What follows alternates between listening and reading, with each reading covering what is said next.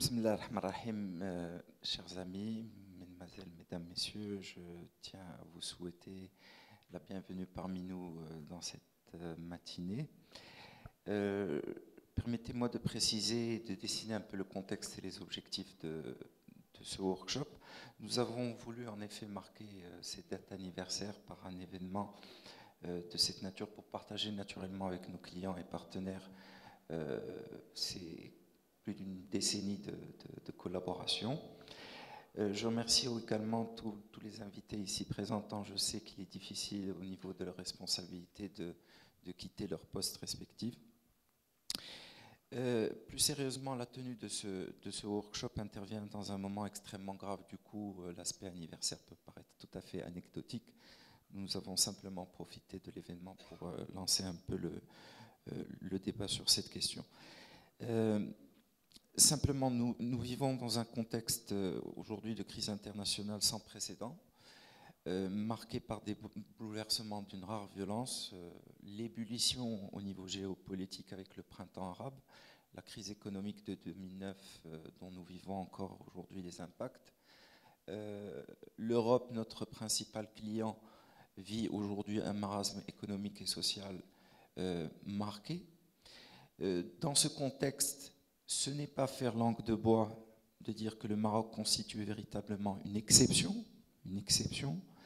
bien que mis à l'épreuve de la rue, comme on a pu le voir. Le pays a montré qu'il dispose d'une stabilité politique solide, qui a contribué à maintenir l'activité économique et éviter le chaos, comme on a pu le voir dans certains pays, sans les nommer. Mieux encore, le Maroc poursuit un ensemble de chantiers structurants, comme le pacte d'émergence industrielle concernant l'automobile, l'aéronautique, le plan Maroc vert, etc.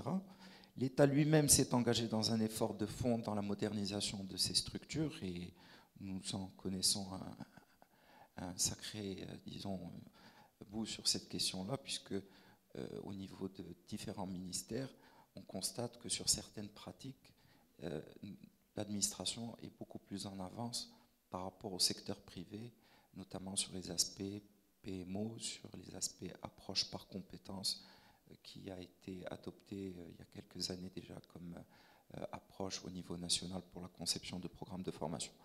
Donc pour répondre à ces différentes problématiques, nous avons voulu consacrer une matinée de travail pour d'abord démystifier le concept de la crise, et pour cela nous avons parmi nous, comme cela a été dit, M. Patrick Lagadec, un ami du Maroc qui a eu la possibilité d'intervenir avec le Haut Commissariat au Plan il y a quelque temps sur des problématiques similaires.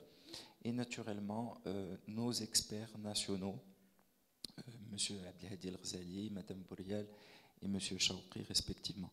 Donc, en effet, démystifier la crise sans vouloir empiéter sur la présentation de M. Lagadec. Très simplement, nous vivons aujourd'hui dans un contexte qui nous oblige à intégrer la crise dans notre management quotidien. Donc nous avons un rôle à jouer dans nos organisations. Il ne faut absolument pas battre en retraite, bien au contraire.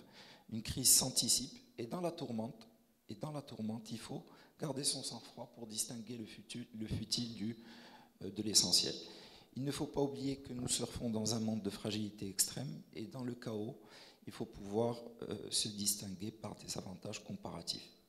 Une crise a effectivement un début et une fin. Il y a une après-crise. Il faut que le manager se mue en capitaine de son organisation, moyennant un certain nombre d'outils que nous allons vous présenter, notamment la stratégie en elle-même, le diagnostic stratégique. Et je salue la présence des groupements interprofessionnels d'aide au conseil qui ont répondu présents à cet événement. Simplement, un diagnostic stratégique permettant d'évaluer les forces et les faiblesses de l'entreprise du point de vue interne et externe, la positionner, identifier ses concurrents, identifier des stratégies alternatives. Le PMO comme, si vous voulez, outil pour décliner la stratégie au niveau opérationnel et la gérer au quotidien. C'est quelque chose qui se pratique aujourd'hui au niveau de grandes entreprises et de ministères marocains. Et surtout l'aspect RH, sans lequel rien ne va. C'est la pierre angulaire, l'aspect RH, c'est pour cela qu'on va peut-être insister dessus. Finalement, l'aspect diversification stratégique, Pas plus tard que ce matin, très tôt, je lisais sur un intermédiaire de l'information dont je ne citerai pas le nom, par contre je citerai le nom de l'entreprise. Le président des assurances Sanad est en ce moment même reçu par le Premier ministre camerounais dans le cadre d'une diversification de son entreprise sur le marché africain. Donc Si Chaukri nous parlera tout à l'heure des opportunités de diversification possibles sur le marché africain, tous secteurs confondus. Si le temps nous le permet, nous parlerons aussi des aspects de diversification, des exportations sur le marché américain dans le cadre des accords de libre-échange.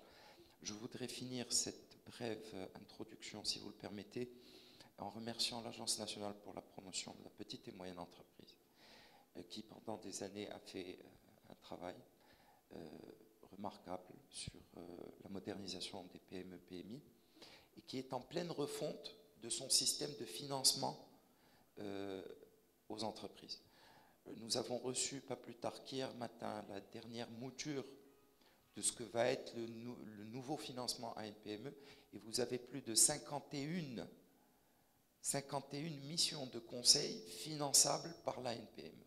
Là, je m'adresse plutôt à une moitié plutôt de la salle qui réalise un chiffre d'affaires de moins de 200 millions de dirhams. Les autres entreprises, disons, celles cotées en bourse, etc., peuvent avoir recours à d'autres mécanismes, peut-être pas ceux de la NPME. Je m'en arrête là. Je souhaite beaucoup de succès, plein de succès aux travaux de ce workshop. Je vous remercie d'avoir été patient et de m'avoir écouté jusqu'au bout.